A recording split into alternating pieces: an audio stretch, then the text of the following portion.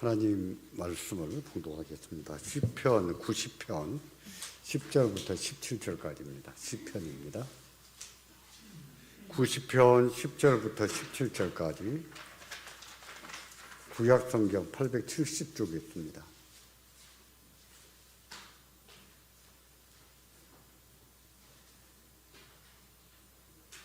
제가 받들어 읽겠습니다. 90편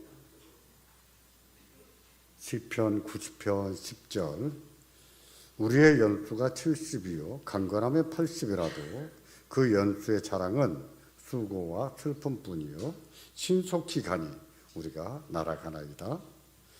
누가 주의 노여움의 능력을 알며 누가 주의 진노의 두려움을 알리까? 우리에게 우리 날 계수함을 가르치사 지혜로운 마음을 얻게 하소서. 여호와여 돌아오소서. 언제까지니까? 주의 종들을 불쌍히 여기소서. 아침에 주의 인자하심이 우리를 만족케 하사 우리를 일평생 동안 즐겁고 기쁘게 하소서. 우리를 괴롭게 하신 날수대로와 우리가 화를 당한 연수대로 우리를 기쁘게 하소서. 주께서 행하신 일을 주의 종들에게 나타내시며 주의 영광을 그들의 자손에게 나타내소서. 주 우리 하나님의 은총을 우리에게 내리게 하사 우리의 손이 행한 일을 우리에게 견고하게 하소서. 우리의 손이 행한 일을 견고하게 하소서. 아멘. 제가 전에도 한번 그런 말씀 드린 것 같습니다. 동작 중앙교회 와서 설교할 때 늘 느끼는 것 중에 하나가 말씀을 굉장히 잘 듣는다 이런 생각을 합니다. 집중도가 높다 이런 생각을 해요. 안타깝게도 저희 교회도 제가 설교하면 늘 좋은 분들이 계세요.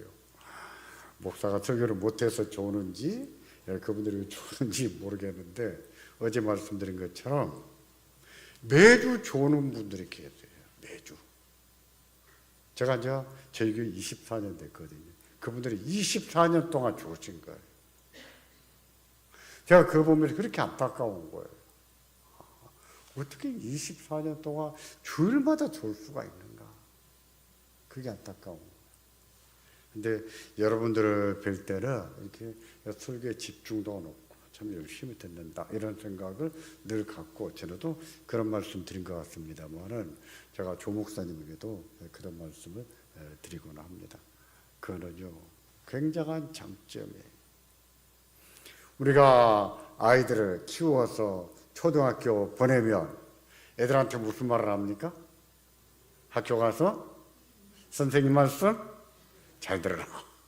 그런 말 잘 하잖아요. 그것은요 공부하는 기본이거든요. 하나님 말씀 듣는 기본도 집중해서 듣고 또 그 다음에 뭐라고 했습니까? 그것을 성경 펴서 살펴야 되고 이게 대요리문답 160문에 나온 답이에요. 집에 가시면 그 말씀을 그냥 덮어두는 것이 아니라 그 말씀을 다시 한번 펴서 낮에 목사님이 설교하셨던 것을 이게 정말 그런 뜻인가? 이게 무슨 뜻인가? 다시 한번 살펴보는 것. 이게 뭐예요? 사색이지요. 학생들로 말하면 그게 복습이고요. 신앙은 어떻게 오는가? 어떻게 나오는가? 라고 말할 때 기지의존 사색이냐? 기지의존 신앙이냐? 이 두 가지로 말합니다. 그 중에 뭐가 맞는가? 저는 젊었을 때 하나님의 계시에 의존해서 신앙, 믿어버리는 것이 믿음이 아니냐 이렇게 생각했어요. 근데 성경을 보면 볼수록 목회를 하면 할수록 또 신학책을 이렇게 뒤집어 보면은 제가 확실히 바뀐 게 그거예요. 기지의존 사색이다. 하나님 말씀이 그런가 하여 다시 한번 생각해 봐야 된다는 것이지. 그러는 가운데 맞구나. 뭐가 됩니까? 확인이 되는 것이지요. 그리고 자기 안에 증거가 쌓이는 것이지요. 확신이 그렇게 생기는 거예요. 확신은요 무조건 믿는 것이 확신이 아닙니다. 올바른 지식이 우리 안에 쌓였을 때에 그 지식이 쌓인 것만큼 확신이 되는 거예요. 두텁게 되는 것이죠. 여러분들은 정말 하나님 말씀을 집중해서 듣는 좋은 태도가 있는데 또 집에 가서도 이렇게 성경 펴서 낮에 들었던 말씀을 다시 한번 살펴보는 은혜도 있으시기를 주의 이름으로 기원합니다. 만일에 말입니다. 있을 수 없는 일이에요. 만일에 여러분이 다시 20대로 돌아가서 30대로 돌아가서 다시 한번 인생을 살아볼 수 있다면 그렇게 하시겠습니까? 돌아가시겠어요? 대답 좀 해보십시오. 언젠가 텔레비전에 보니까 그런 이야기를 나누는 것을 봤어요. 근데 서너 명에게 물었는데 하나같이 어떻게 그 끔찍한 세월로 다시 돌아갑니까? 아, 나 싫습니다. 잘 안 갑니다. 가지도 못하지만 그렇게 대답하는 것을 볼 때 제가 이렇게 생각했어요. 아, 저 사람들의 20대가 얼마나 끔찍했길래 저렇게 답할까?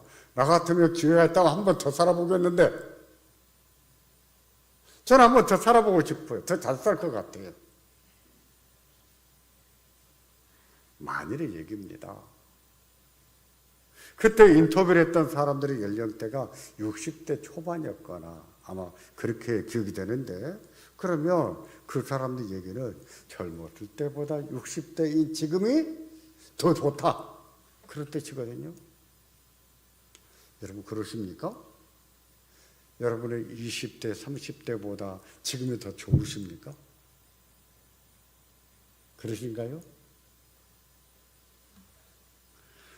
노년기가 만일에 더 좋다면 어떤 점이 더 좋을까요?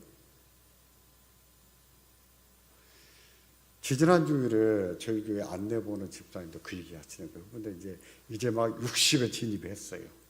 올해 60에 진입했는데 목사님, 저는 젊었을 때보다도 지금이 더 좋습니다. 뭐가 좋습니까? 그때보다는 욕심도 좀 없어지고 저 사람 마음도 좀 없어지고 마음이 좀 여유가 생기고 좀 불안하고 걱정했던 그런 것들이 훨씬 없는 것이 좋습니다. 지금이 훨씬 더 편안합니다. 그렇게 답하는 것을 들어보았어요. 그럴까요? 젊었을 때보다 노년기가 더 좋다면 뭐가 더 좋은가? 객관적으로 좀 알아봐야 되는데 어디 알아볼 때가 있어야죠. 설문조사할 수도 없고. 요즘에는요 그런 경우 참 좋습니다. AI에게 딱 물어봤어요. 노년기가 젊었을 때보다 좋은 점이 뭐냐? 제가 물어봤더니 이렇게 대답한 거예요. 첫 번째, 안정감. 젊었을 때보다 안정감이 있고 나이가 들면 들수록 젊었을 때보다 더 여유가 있습니다. 그게 장점이라는 거예요. 그것이 경제적인 면이 됐던 정서적인 면이 됐던 노년기는요 젊었을 때보다도 안정감이 더 있고 여유로움이 더 있다고 하는 겁니다. 여러분 어떠십니까? 그러신 것 같습니까? 뭐 눈짓을 하도 좀 줘보세요. 제가 알지요.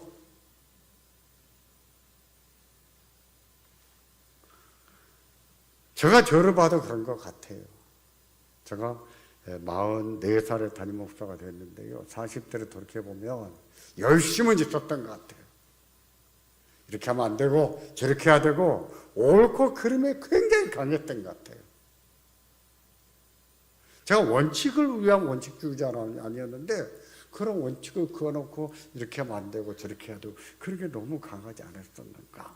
이제 돌이켜보면 열심만 있었지 40대도 철이 없는 나이구나. 저를 보면서 그렇게 생각했어요. 지금은 어떤가? 지금은요 그때보다도 이해심이 확실히 많아진 것 같고 칭찬도 더 잘하고 그때보다는 욕심도 안 부리려고 하고 확실히 마음의 여유가 더 있는 것 같아요. 그래서 그런지 모르겠습니다만 확실히 노년기가 되면은요 사람들이 이해심도 많아지고 배려심도 많아진 것은 사실이에요. 그래야 되거든요. 나이가 들수록 많이 겪어보셨잖아요. 이만큼 살아보셨잖아요. 그러니까 이해심도 더 많아야지요. 다른 사람을 배려하는 마음도 더 많아야지요. 그래야 됩니다. 그게 어른이에요. 나이만 먹었다고 어른이 아니고, 어른이 되면 젊은 사람들을 좀 더 이해할 줄도 알고, 품어줄 줄도 알고, 좀 더 배려할 줄도 알고. 그런데 나이가 들 만큼 들었는데도 이해심이 부족하다, 배려심이 없다, 젊은 사람들을 좀 품어줄 줄은 모른다, 그렇다고 한다면은 그거는요, 나이를 잘못 먹고 있다, 이렇게 말할 수 있는 거예요. 정서적으로도 불안한 사람이고 마음의 여유가 없는 사람이다, 이렇게도 말할 수 있어요. 예전에 드라마를 보면 그 역할에 따라서 아주 고약한 영감들 나오잖아요. 고약한 영감들. 다른 사람한테는 잘하면서 자기 부인한테는 막 인색하게 구는 영감님, 그런 분들이 있어요. 고약한 영감들. 그 성질의 고약한 영감들, 이미 나이가 들었는데 그런 사람들이 남은 노년기, 얼마나 남았는지 모르겠지만 그 남은 노년기도 잘 살아갈 수 있을까요?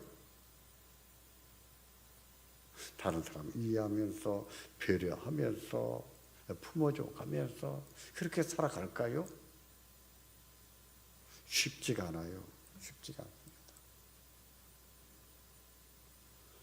그런 사람은요, 젊은 사람들이 좋아하지 않습니다. 대접받기도 힘들어요. 자녀들도 그런 부모를 힘들어해요. 힘들어합니다. 우리 어머니고 우리 아버지지만 자식도 힘들어요. 또 노년기의 좋은 점은 무엇인가? 저는요, 이것이 가장 중요하다고 생각하는데요. 그것은 무엇인가 하니? 노년기는 지혜롭다는 거예요. 지혜가 있다는 거예요.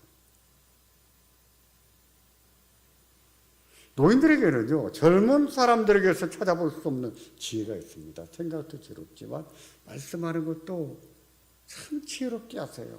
어떻게 말을 저렇게 하실까 싶을 만큼 참 말을 지혜롭게 하십니다.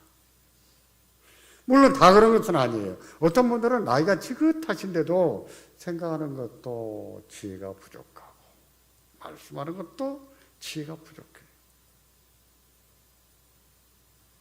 자녀나 주변 사람들은요, 그런 사람들을 힘들어할 수 있거든요.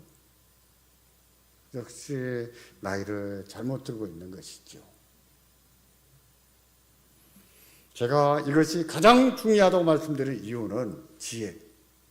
이것이 가장 중요하다고 말씀드린 이유는 성경이 그렇게 가르치기 때문이에요. 시편 92편 13절은요, 의인의 노년기에 대해서 말합니다. 의인은 늙어도 결실하며 진행이 풍족하고 빛이 청청하여 여호와의 정직하심을 나타낸다, 이렇게 말합니다. 의인은 늙어도 어떻게 했다고요? 여전히 결실하며 진행이 풍족하고 빛이 청청하다고 했습니다.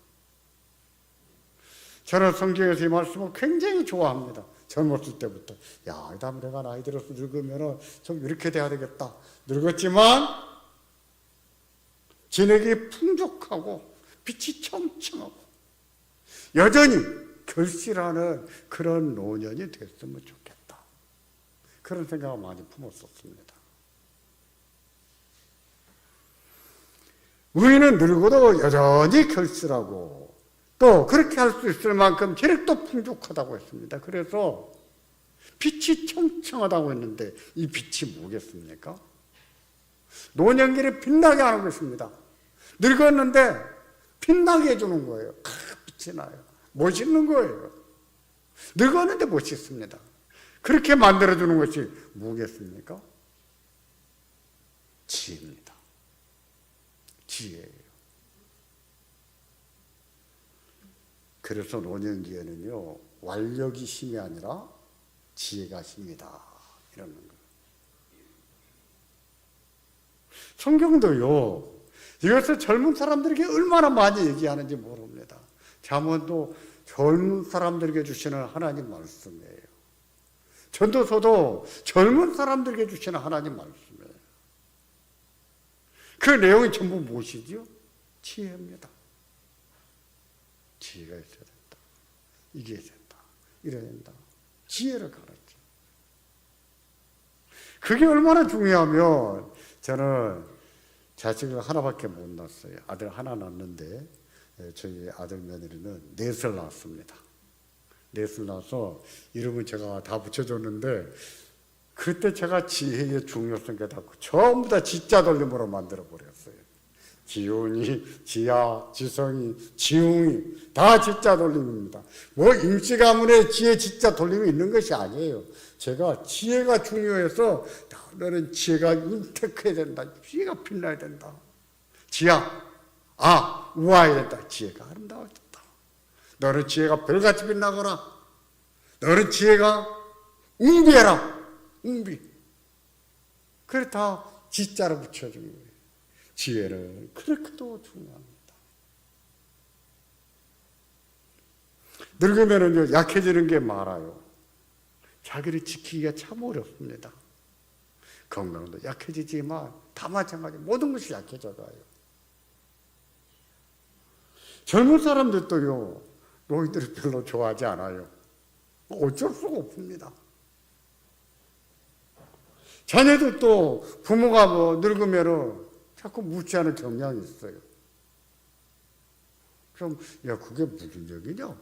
처음 부모님이 물어보시면, 어머니, 그 이런 얘기예요. 다 이런 거예요. 좀 자상하게, 친절하게 설명해 드리면 얼마나 좋겠어요? 근데, 면박죽이 있어요. 어머니, 뭐 그거 아시려고 그래요? 그냥 가만히 계세요. 그러면요, 부모 마음이 한순간에 무너져요. 이놈이 내가 저희들을 어떻게 키웠는데. 부모도 알고 싶어요. 알아야 될 것도 많고, 궁금한 것도. 말이 고파요. 말도 하고 싶은 거예요. 근데 말을 안 붙여주는 거예요.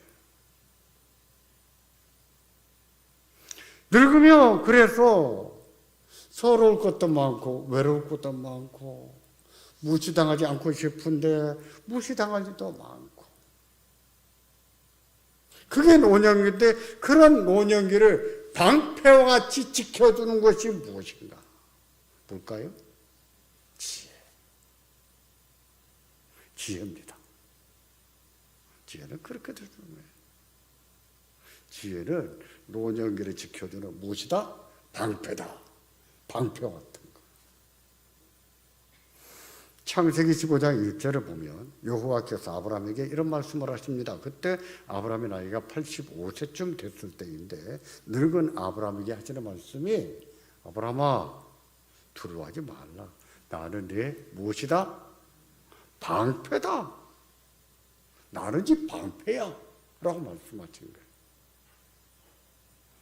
왜 나는 너의 칼이야? 이러지 않으셨고, 왜 나는 네 방패야? 이렇게 말씀하셨을까요?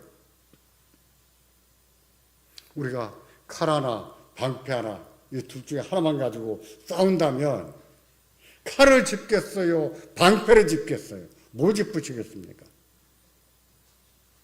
칼이죠. 근데 하나님은 아니에요. 하나님은 나는 네 칼이다. 이러지 않으시고, 나는 너의 무엇이라고요? 방패다. 왜 방패가 중요한가? 그 중요성을 칼빈 선생님도 아마 이 아리스토텔레스 이야기를 인용했는지 모르겠어요. 그렇게 설명하는데, 아리스토텔레스가 한 말을 보면 이렇게 말해요. 전장에서 칼을 잃어버린 병사는 용서를 받아도 방패를 분실한 병사는 용서받을 수가 없다. 군인이 칼 한 자루 잃어버릴 수는 있지만, 근데 방패를 잃어버려서는 안 된다. 왜냐하면 칼은 자기 한 목숨을 지키지만 방패는 전우의 목숨을 지킨다는 거예요.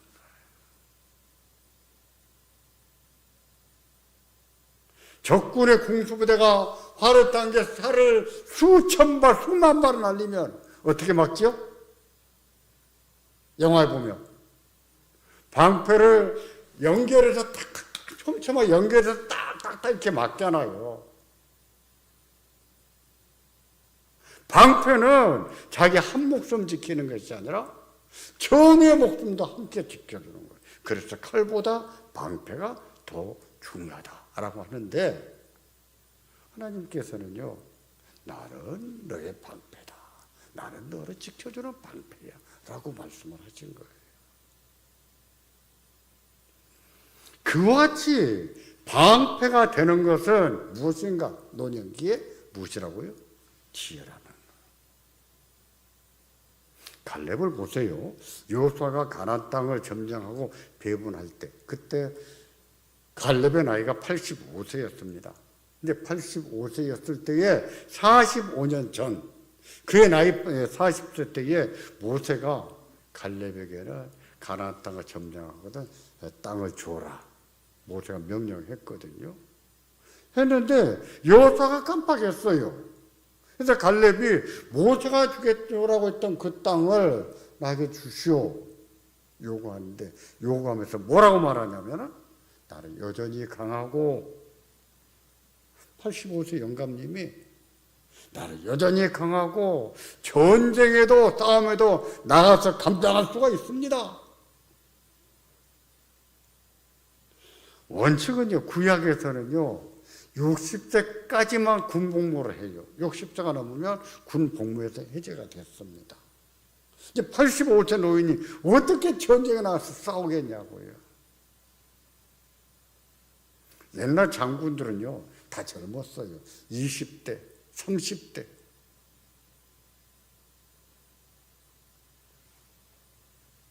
(85세) 노인이 아무리 힘이 좋은데 40대였을 때만큼 좋았겠습니까? 그럴 리가 없습니다. 그 나이가 되면 힘도 꺾이고 용기도 꺾이는 거예요. 그런데도 그렇게 말할 수 있었던 이유는 무엇인가? 그가 배정받은 땅을 보면, 점령할 때를 보면 알 수가 있는데, 갈렙이 배정받은 땅은 드빌이었습니다. 근데 자기 힘으로 점령할 수가 없는 거예요. 그래서 그가 내건 약속이 있습니다. 누구든지 나를 위해서 나와 함께 저 땅을 점령하도록 도와주며 그 사람에게 뭘 주겠다? 내 딸을 주겠다. 내 사이로 삼아주겠다. 했더니 온니엘이 나선 겁니다. 온니엘이 누군가 하니 첫 번째 사사예요. 온니엘 때는 하나님 백성들이 태평을 누렸습니다. 굉장히 유능한 사사였어요. 그 온니엘이 나서서 대신 싸워준 것이지요. 그렇게 해서 드빌 땅을 차지했는데, 이런 것을 뭐라고 할까요? 지혜라고 하는 거예요. 노인의 지혜. 갈렙은요 자기에게 배정된 땅, 그 땅 어떻게 점령했는가? 힘으로 아니었습니다. 지혜로 얻어낸 거예요. 그런 것을 보면 노년기는 완력이 힘이 아니고 뭐가 힘이라고요? 지혜가 힘입니다. 지혜가 힘. 지혜는 여전히 어려운 문제를 잘 풀어내게 합니다. 지혜는 삶을 잘 살게 하는데 노년기의 삶도 잘 살게 해요. 저도 그런 마음을 많이 준비합니다. 은퇴하면 외로워도 잘 살기. 지금부터 그런 거 훈련해요. 또 좀 괜히 서러워도 잘 살기. 마음의 준비를 합니다. 왜? 그런 일이 많거든요. 그런 날을 하나하나 대비해 가면서 노년기를 빛나게 만들 수 있게 하는 것. 그게 뭐라고? 그게 지혜라는 것. 제가 섬기는 숭신교회도 그렇습니다만 동작중앙교회도 어른들이 많으시잖아요. 저희 교회도 마찬가지예요. 많습니다. 우리 어른들께 하나님께서 한 가지 구해라. 구하면 내가 다 들어주겠다. 그거 꼭 들어주마. 한 가지 구하라고 하십니다. 뭘 구하시겠습니까? 하나님 하나만 구해라. 내가 들어주마 하십니다. 뭘 구하시겠습니까? 하나님 저한테 건강을 주세요. 하나님 돈벼락을 한번 맞아봤습니다. 그런 거 구하겠습니까? 뭐 구하시겠어요? 시편 90편은요 모세의 기도예요. 그때 모세 나이가 120세였을 것으로 추정을 합니다. 120세였어요. 죽었으니 그러니까 죽기 전에 얼마 전에 드렸던 기도다 이렇게 말할 수 있는데, 그때 그가 구한 기도가 뭐냐면 하나님 우리 자손들에게 평안을 주시기를 바랍니다. 평안을 주시라. 그리고 또 하나가 뭐냐면은 하나님 백성들을 위한 기도였는데, 먼저 10절부터 12절까지가 그 기도예요. 10절에 보면 우리 연수가 70이요 강건하면 80이라도 그 연수의 자랑은 무엇과 무엇뿐입니다? 수고와 슬픔입니다. 그러시지요. 어른들 모이면 무슨 얘기 많이 합니까? 얼마나 고생을 많이 했는가, 시집와서 얼마나 고생을 많이 했는지, 이런 고생한 얘기를 참 많이 해요. 사람 그러기 쉽지요. 또 11절에 보면 누가 하나님의 노여움과 진노의 두려움을 알겠느냐. 하나님 무서운 분이시거든요. 하나님이 노여워하실 때에 그 진노의 두려움 누가 알겠느냐. 이렇게 말한 다음에 12절에 기도합니다. 다 같이 보겠습니다. 우리에게 우리 날 계획함을 가르치사 지혜로운 마음을 얻게 하소서. 뭘 얻게 하시라고요? 지혜로운 마음. 지혜를 구하는 거예요. 사람이 건강하게 살아봤자 80살까지인데 오래 산 거 자랑하면 다 고생한 얘기밖에 안 한다는 거지. 그리고 세월이 얼마나 빨리 지나가는지, 세월이 빨리도 지나간다 이런 얘기 참 많이 하십니다. 그 다음에는 하나님의 진노가 있습니다. 죽은 다음에 하나님의 심판대 앞에 서는 것이지요. 그 하나님 앞에 섰을 때에 그 두려움을 누가 알겠느냐라고 말했어요. 그러면서 무엇을 주시라고요? 지혜로운 마음을 주시라고 했습니다. 인생이 그런 존재라는 것을 안다면 어떻게 살아야 되는지, 우리에게 하나님의 진노, 하나님의 심판이 기다리고 있다는 것을 생각한다면 이 삶의 마지막 시기를 어떻게 살아야 되겠는지 하나님 지혜로운 마음을 주십시오. 노년기를 어떻게 살아야 되는지, 우리 젊은 세대가 어떻게 살아야 되는지 지혜로운 마음을 주십시오 하고 구한 거예요. 저는 말씀드린 것처럼 젊은 사람에게도 삶을 찰싹하게 하는 지혜가 중요하다고 늘 가르칩니다. 저희 교회에서도 잠언 설교를 1년에 5-6번씩 해요. 전도서도 이미 책도 내고 했지만은 전도서도 1년에 한두 번씩 꼭꼭 합니다. 아유, 우리 목사님 또 전도서네 이럴까봐 조금 걱정은 돼요. 그래도 합니다. 왜? 지혜가 그렇게도 중요하거든요. 특별히 하나님 나라가 점점 가까이 오는 것을 느끼는 분들 누구겠습니까? 나이가 많은 분들, 몸이 아프신 분들, 내 때가 다 되고 있다 이런 것을 느끼는 분들은 더 그래야 됩니다. 지혜의 중요성. 그 다음에는 하나님 앞에서 내가 서야 되는데 생각하는 지혜. 그래야 삶을 마무리를 잘하지요. 삶 마무리 잘해야 돼요. 모세는요 그런 것을 알았습니다. 그는 선지자였거든요. 그래서 누구보다도 삶을 기획하는 지혜의 중요성을 안 거예요. 우리도요 그렇게 기도해야 됩니다. 나이 먹을 만큼 많이 먹었는데 무슨 지혜가 필요합니까? 이렇게 말하면 안 됩니다. 나이가 들어도 복이 있어야 돼요. 노년기의 복. 저는 그렇게 생각했습니다. 복이라는 것은 젊은 사람들을 위한 것으로 생각했어요. 아니요. 건강도 젊은 사람만을 위한 것이 아닙니다. 노년기에도 하나님의 많은 위로가 필요해요. 복이 필요하고요. 하나님 은혜가 필요합니다. 그래서 하나님 앞에 더 나아가고 더 기도해야 되는데 하나님 나라가 가까워지는 것을 보면 볼수록 더 지혜로워야 되는 거예요. 그러니까 우리가 한 가지 구해라, 내가 들어주마 라고 해서 구한다면 뭘 구해야 된다고요? 지혜로워요. 하나님, 제가 나이가 이만큼 먹었지만 하나님 제게 지혜를 주시기를 바랍니다. 말하는 지혜, 생각하는 지혜, 자식들을 잘 다독이는 지혜,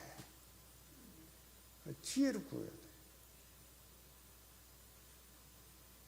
그러면 지혜가 무엇인지 알면 다 그렇게 살 수 있을까요? 이래야 된다 알면 다 그렇게 살 수가 있느냐는 것입니다. 그럴까요? 제가 전도서를 보면서 내린 결론은 이겁니다. 사람은 지혜가 무엇인지 알아도 지혜롭게 살지를 못한다. 뭐가 지혜인지 알아요. 근데 그렇게 못해요. 그 대표적인 예가 이런 겁니다. 아, 이런 말 하면 안 되는데 하면 안 해야지요. 안 하는 게 지혜예요. 안 해야 되는데 해버리잖아요. 안 해야 될 말을 한다는 것은 뭐예요? 어리석은 것이지요. 맞아요. 이런 말을 안 해야 되는데 안 하는 게 좋은 거예요. 근데 성질이 급해서 해야 되는 거예요. 화가 나서 해야 되는 거예요. 억울하기 때문에 해야 되는 거예요. 그 안 하면 못 살겠는 거예요. 보세요. 그렇게 하면 안 된다는 것을 알아도 지혜롭게 살지를 못하잖아요. 사람이 그럴 수 있다는 거예요.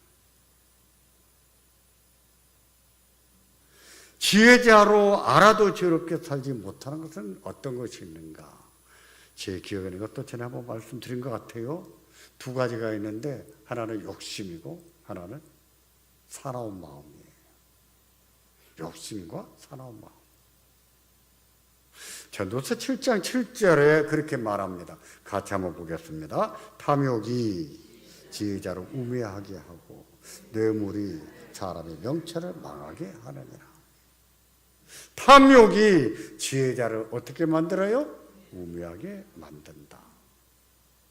우리 개역 개정판 성경은요, 이것을 단지 탐욕을 욕심으로만 번역해서 탐욕 이렇게 번역했는데 이 말의 본래 뜻은요, 포악한 마음 또는 강탈해서라도 이득을 보려고 하는 마음, 이런 것을 의미하는 거예요.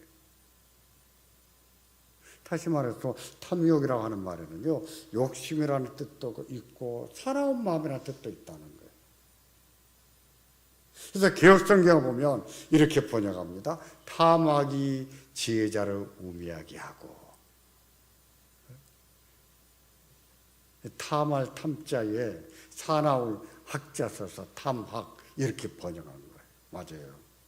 사람이 욕심에 사로잡히거나 사람의 마음에 분노가 생기면 지혜가 뭔지 알아도 지혜자로 살지를 못해.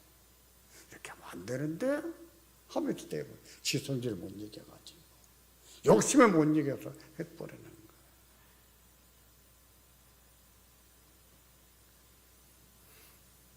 그러고 보면 나이 들면서 지혜롭게 잘 살기 위해서는 버려야 될 것이 있습니다. 뭘 버릴까요?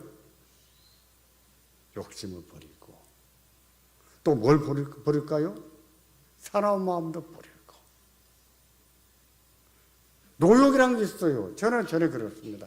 늙으면 욕심이 없어진 줄 알았어요. 그게 아닌 거예요. 그걸 뭐라고 합니까? 노욕이라고 그래요. 늙은 사람들에게 있는 욕심. 옛날에 할머니들이 왜 떡만 생기면 먹지도 못해서 떡을 감춰두고 떡을 막 그 사람 열어서 숨겨놓고 나중에 보면 뭐 시큼한 냄새가 나서 열어보면 막 떡이 썩어 있고 왜 이런 일이 생겼었는지 모르겠어요. 왜 그랬을까요? 욕심. 어떤 욕심.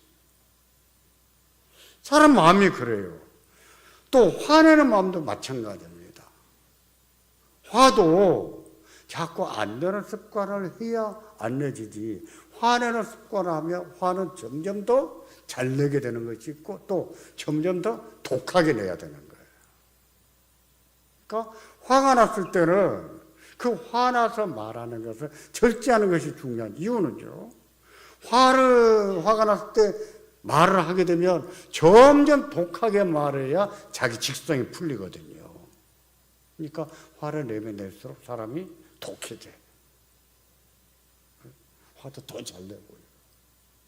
그런 마음이 생기면 주워 담아야죠. 주스려. 자꾸 버려야 됩니다.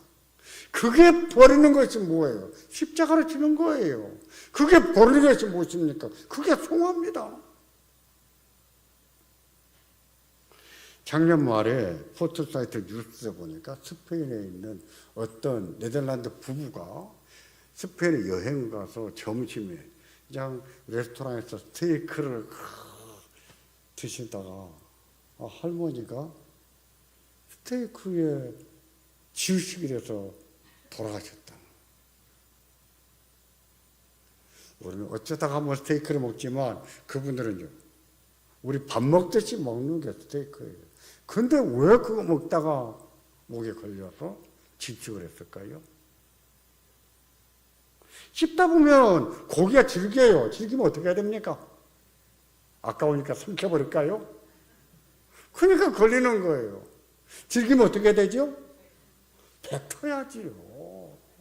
뱉어야 됩니다. 근데 우리 노인들은 아까워서 못 뱉어요. 안 뱉으니까 목에 걸리지요. 그때부터 한 2달 전에 제가 미국에서 나온 어떤 글 하나 읽어봤습니다. 그 사람은 시체 검시하는 검시보를 6년 하고 난 뒤에 글을 썼어요. 그러면서 노인들을 이렇게 검시하면서 자기가 경험한 것들을 몇 가지 써놨습니다. 그 중에 하나 역시 똑같아요. 노인들에게 질긴 스테이크 삼키지 마라. 그게 나오는 거예요. 아, 이게 똑같구나. 또 하나가 무슨 거니? 세탁기에 빨래를 무리하게 꺼내려고 하지 마라. 세탁기 빨래를 꺼내다가 거기에 뒤집혀가지고 질식되는 사람이 많답니다. 미국의 세탁기는 우리보다 훨씬 커요. 뒤집히면은 빠져나오기가 쉽지가 않아요. 생각해 보십시오. 왜 질긴 스테이크 한 조각을 못 뺏겠어요? 그 뱉으면 아무것도 아니에요. 아까운 것이지요. 아까워서 못 뱉고 삼키다 화를 입은 것이지요. 그런 게 무엇입니까? 욕심이죠. 욕심. 일본은 그런답니다. 일본은 노인들이 1년에 떡 먹다가 질식한 사람이 400명이나 된대요. 그 정초에 일본도 우리 같은 떡국이는데 떡이 우리같이 짧게 썰어진 것이 아니라 덩어리랍니다. 근데 그들의 풍속은 이것을 씹지 않고 삼켜야 된답니다. 그러니까 노인들이 그거 삼키다가 탁 걸려서 질식한 사람들이 1년에 400명. 목탕에 가서 심근경색으로 죽는 사람들이 1년에 700명. 일본은 그런답니다. 무엇이든지요, 과하면 화가 될 수 있는 거예요. 젊은 사람도 마찬가지예요. 과하면 화가 될 수 있어요. 나이가 들면 더 그렇습니다. 그까지 세탁기에 빨래 꺼내는 게 무슨 대수겠어요? 근데 나이가 들면 그것도 위험하게 될 수가 있다는 얘기예요. 저는 저희 교회 어른들한테 이런 말을 잘합니다. 지금부터는 넘어지는 순서대로 가는 겁니다. 이제 계단 내려가실 때 꼭 난간 잡고 가세요. 난간 잡으세요. 이런 말 많이 해요. 지팡이 짚으세요. 지팡이 짚으세요. 지팡이를 안 짚고 다니시는 거예요. 그래서 지난 12월 달에 갑자기 추운 지역도 있었잖아요. 눈도 많이 안 왔지만, 그래서 우리 교회 여러분들이 골절상을 당했어요. 근데 어른들의 경우는 넘어지시면 넘어지는 순서대로 가는 거예요. 그냥 넘어지지 않아야 되는 거예요. 과하면 화가 될 수 있는 거예요. 노파심이라는 말이 있어요. 누구를 보고 노파라고 합니까? 할머니. 늙은 할머니란 뜻이에요. 높아라고 하는 말이. 늙은 할머니의 마음, 그게 높아짐이. 그게 뭘까요? 괜한 걱정들. 안 해도 되는 걱정들하고 하지 말아야 되는 말을 하는 것. 이런 것을 높아심에서 한다. 이런 말을 하는데 그 높아심에서 자꾸 똑같은 말을 합니다. 반복합니다. 그러면 누가 괴로울까요? 자녀들이 괴롭지요. 부모를 가까이 모시는 자녀들은 더 괴로운 거예요. 힘든 거예요. 자녀가 부모를 모셔드리고 돌봐드리는 것은 당연한 일입니다. 당연한 일이지만 근데 자녀들도 힘든 거예요. 힘들어요. 힘 안 든 거 아니에요. 근데 거기에 대놓고 높아지면서 괜한 말을 합니까? 쓸데없는 말, 이말저말 막 합니까? 자녀들이 힘들어. 그러니까 우리 교회에도 부인이 돌아가시고 남편만 계시는 이제 80이 되시네요. 근데 그런 분들이 자녀들이 저한테 하는 말이에요. 목사님, 우리 아빠 때문에 힘들어 죽겠어요. 아빠 때문에 힘듭니다. 제 짐작이 그 아버지가 잔소리가 많아지거든요. 네? 잔소리 많은 아버지. 그래서 힘들어요, 자식들도. 자식들이 힘든 것을 안다면 좀 자식들에게도 자꾸 잔소리보다는 칭찬의 말, 고맙다는 말, 칭찬의 말과 고맙다는 말을 할 줄 아는 것이 지혜입니다. 작년 10월 말부터 저희 교회에 출석하는 교인이 계시는데 그분이 자기 아버지, 친정 아버지에 대한 얘기를 해주셨어요. 그 어머니는 불교 신자였습니다. 근데 암에 걸린 후에 근데 그렇게 저희 교회를 오고 싶어 해서 4번 오셨어요. 그러고 나서 돌아가셨는데 그 자녀들이 이렇게 교회로 3명이 나옵니다. 근데 그 딸이 저보고 이런 얘기해요. 우리 아버지는요 참 재밌는 분이세요. 아들이 10만 원 줬는데 딸들한테 자랑할 때는 야 우리 아들이 100만 원 줬다 나 누구한테 100만 원 받았다 이렇게 말씀하신다는 거예요. 그럼 딸들은 깜빡 속는답니다. 그래서 제가 동생한테 야 아버지한테 100만 원 들었냐? 아니 10만 원 10만 원 받아놓고 자식들한테는 100만 원 받았다고 기뻐하고 100만 원 받은 것만큼 고마워하는 것이지요. 10만 원 받은 것만큼만 기뻐해도 괜찮았어요. 근데 그보다 10배나 더 기뻐해주고 10배나 더 고마워합니다. 그럼 자식들의 입장에 아버지가 어떻게 했어요? 좋지요. 더 드리고 싶을까요? 안 드리고 싶을까요? 더 드리고 싶죠. 그렇게 말할 줄 아는 것은 노인의 지혜지요. 그런 게 지혜예요. 다시 말해서 높아심에서 괜한 걱정 쓸데없는 말 이렇게 말하는 것은 어리석은 것이고 칭찬의 말, 고맙다는 말 그런 말을 잘할 줄 아는 것은 지혜로운 마음입니다. 저도 그럽니다. 저도 저희 며느리한테 마음에 열이면 열이 다 마음에 꼭 들어서가 아니라 마음에 좀 안 들어도 항상 말을 고맙다 고맙다 이렇게 말합니다. 야 잘한다 잘한다. 근데 참 고생이 많다지 힘들지. 맨날 그렇게 말해요. 그럼 며느리 입장에서 들으면 기분이 좋겠어요 안 좋겠어요?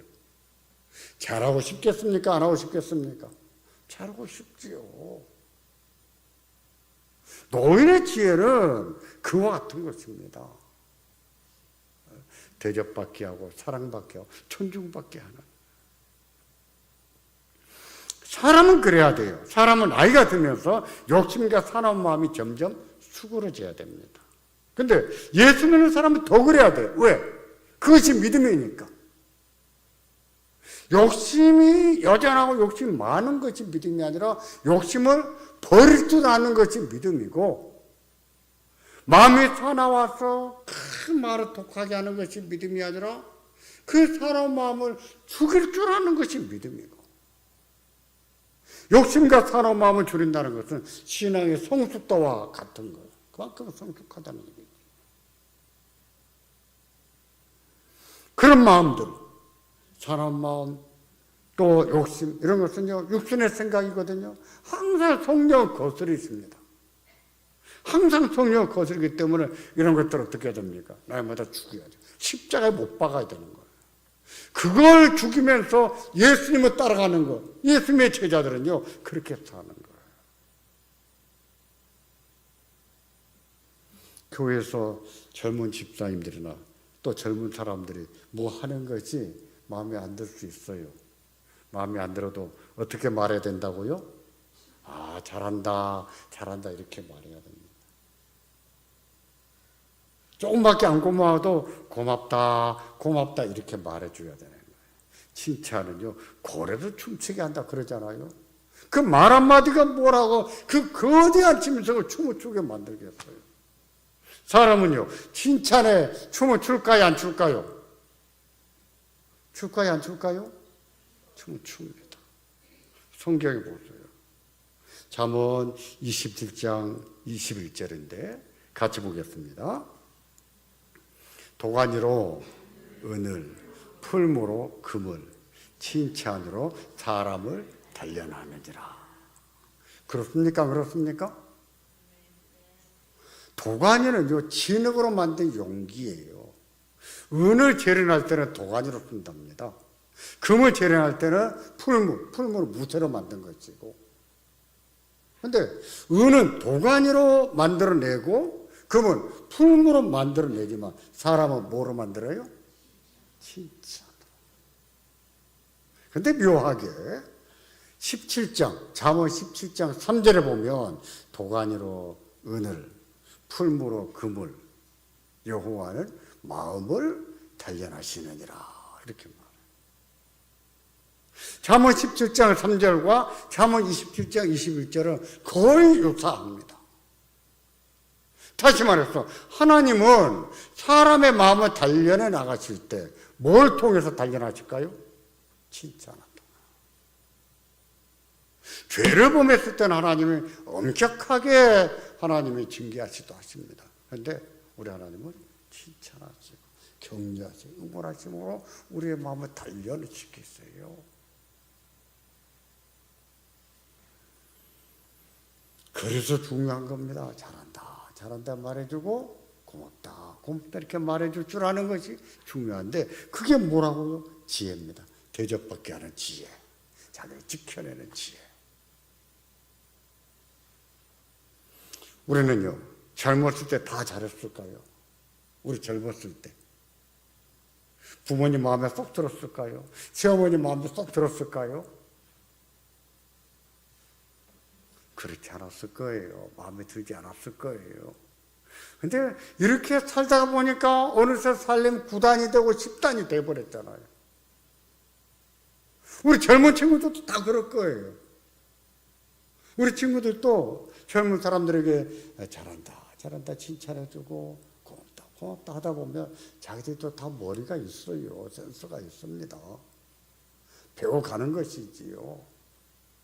살아가면서 그들도 살림 9단이 될 거예요. 10단이 될 거예요. 다 잘할 거예요. 근데 거기에 대고 잔소리 합니까? 높아지면서 괜한 말 합니까? 하기 싫어요. 지혜가 없는 것이죠. 우리 젊은 성도들도 그럴 거예요. 지켜봐주고 기다려주면 더 잘할 거예요. 잘한다, 잘한다 칭찬해주면 더 잘하고 싶고 고맙다, 고맙다 해주면 더 대접해주고 싶고 그럴 겁니다. 그렇게 할 줄 아는 것이 노인의 지혜입니다. 노인은 그렇게 함으로 자기를 지켜가는 거예요. 그게 방패 같다는 것이지요. 모세는요, 인생 만년에 지혜를 구했다고 했습니다. 삶을 계수하는 지혜. 하나님의 심판이 있는 것을 알고 잘 살게 하는 지혜를 구했다고 했어요. 그러면 궁극적으로 그 지혜는 어떤 지혜겠습니까? 하나님의 심판이 있는 것을 알게 하는 지혜. 단지 삶만 잘 살게 하는 지혜일까요? 아니지요. 모세가 구한 지혜는 궁극적으로 하나님을 경외하는 지혜였습니다. 하나님을 경외하는 지혜. 하나님을 알게 하시고 하나님의 심판이 있다는 것도 알게 하시고 우리에게 우리나라의 계수함을 가르치사 지혜로운 마음을 얻게 하십시오 라고 기도하는 그 궁극적인 것도 그런 뜻이에요. 이대로 삶이 끝나면 그 다음은 영원한 집인데 그렇게 된다는 사실을 아는 지혜, 그래서 삶을 잘 마무리할 줄 아는 지혜, 중요한 거죠. 이것은요 전도서 12장의 교훈과 정확하게 일치합니다.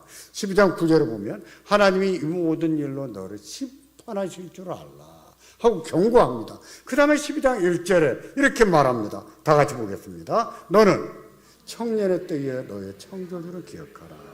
곧 공고한 날을 이르기 전에 나는 아무 낙이 없다고 할 애들이 가깝기 전에, 공고한 날이 이르기 전에, 죽기 전에 그 말이에요. 나는 이제 낙이 없다, 그런 날이 가깝기 전에,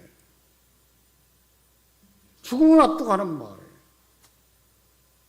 전도서는 지혜서입니다. 이 말씀이 전도서의 결론인데 전도사가 삶을 어떻게 잘 살아야 되는 것을 교훈하는데 궁극적으로는 여호와를 경외할 줄 아는 것이 지혜의 근본이다 이렇게 가르치거든요. 그걸 알아주세요. 저는 요즘에 이런 생각을 자주 합니다. 인생은 뭐와 같은가? 그냥 고갯길 넘어가는 것과 같다. 이런 생각을 하게 됩니다.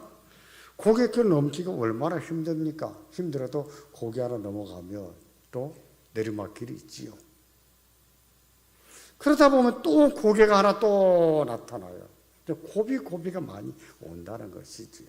근데 한 고비 넘기면 또 살만하고 또 한 고비 넘기면 또 살다. 그렇게 살다 보면 노년기를 비교적 편하게 보낼 수 있는 것 같아요. 근데 언젠가는 넘을 수 없는 고비가 옵니다. 우리가 넘어갈 수 없는 고비, 그 고비가 와요. 그때는요 어떻게 해야 될까요? 이사 가야지요. 어디로 갈까요? 천국으로 이사 가야지요. 우리가 최종적으로 꿈꾸는 것은 그거 아니겠습니까? 영원한 집에 가서 영원히 사는 것. 하나님, 아직은 때가 아니에요. 지가 정해요? 아니죠. 하나님이 정하신 거예요. 그날의 영광 무엇과도 비교할 수 없다. 장차 우리가 받은 영광은 그 무엇과도 비교할 수 없다 그랬어요. 있었던 삶이 아무리 좋아도 천국에 살 만큼 하겠어요? 그보다 영광스럽겠어요? 우리가 더 이상 넘어갈 수 없는 고비가 왔을 때는 우리가 이사 가야지요. 새 집에 가서, 천국 집에 가서 영원히 살 소망을 품으셔야지요. 그 믿음입니다. 영원한 지혜, 하나님을 경외하는 지혜가 안돼가는 길입니다. 더 이상 넘어갈 수 없는 고비가 왔을 때는 우리가 이 모든 것을 다 내려놓고 이제 하나님의 집에서 영원히 살 것이라고 하는 소망 가운데 영광을 바라보면서 그 집에 들어가야 되지 않겠어요? 저는 한국 사람들을 볼 때, 특히 한국 교인들을 볼 때 안타까운 것은 이거예요. 죽음을 잘 못 받아들인다는 거예요. 죽음을 잘 못 받아들여요. 죽음도요 우리가 받아들여야 됩니다. 친구처럼 받아들여야 되는 거예요. 천국 갈 것인데 왜 그렇게 두렵게만 생각하고 안 받아들이려고 합니까? 받아들여야지. 넘어갈 수 없는 고비가 있을 때는 내가 하나님의 집에 가서 영원히 살 것이라고 하는 믿음으로 그 집으로 옮겨가는 우리가 될 수 있기를 주의 이름으로 기원합니다. 기도하겠습니다. 오늘 말씀을 생각하면서 기도하겠습니다.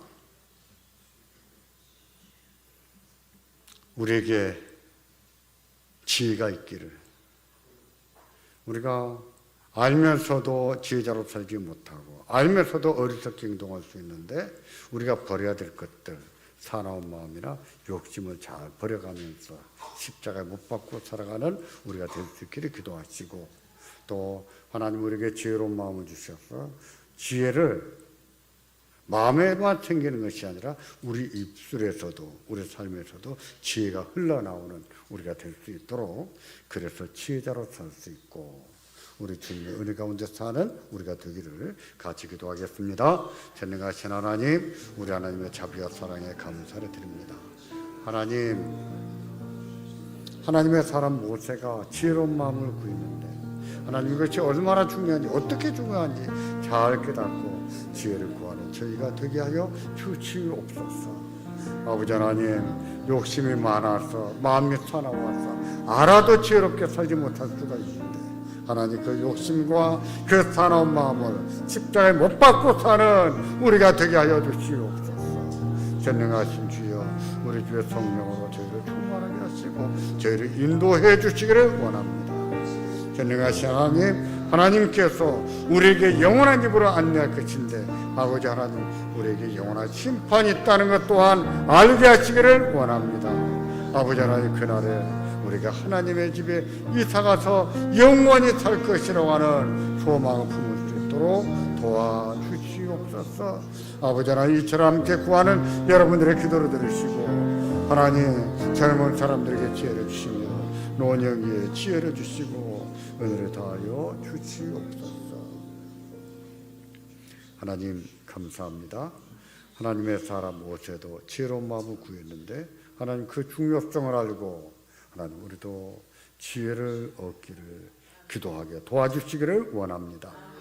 아버지 하나님, 마음이 사나워지고 마음이 욕심이 많으면 지혜가 무엇인지 알아도 지혜자로 설 수 없다고 했습니다. 하나님, 지혜자가 우매한 짓을 할 수 있다고 경고하셨습니다. 아버지 하나님, 이 사나운 마음을 십자가에 못 박게 하시고 욕심도 십자가에 못 박고 주님을 따라가는 저희가 되게 하시기를 원합니다. 전능하신 아버지, 우리 하나님께서 긍휼히 여겨주셔서 특히 노년의 성도들에게 지혜로운 마음을 주시기를 원합니다. 하나님, 말에 지혜가 있게 하시고 생각에 지혜가 있게 하시고 젊은 사람들을 가르치는 지혜가 있도록 도와주시기를 원합니다. 아버지 하나님, 노년의 삶을 살아갈 때에 외로운 순간도 우리 하나님의 친구가 되어주시고 우리 하나님의 아버지가 되어주셔서 그 외로움도 잘 넘어갈 수 있게 해주시기를 원합니다. 하나님, 때때로 서럽고 또 몸이 너무 아파서 힘들 때가 있지만 우리 하나님은 위로하심으로 그 노년기의 삶을 잘 살아가도록 도와주시옵소서. 언젠가 우리가 넘어설 수 없는 그런 고비가 올 것인데 그날에는 우리가 하나님의 집에 이사가서 영광을 누리고 살 것이라고 하는 믿음과 안목과 소망을 가지고 살게 하시기를 원합니다. 예수님의 이름으로 기도하옵나이다. 아멘.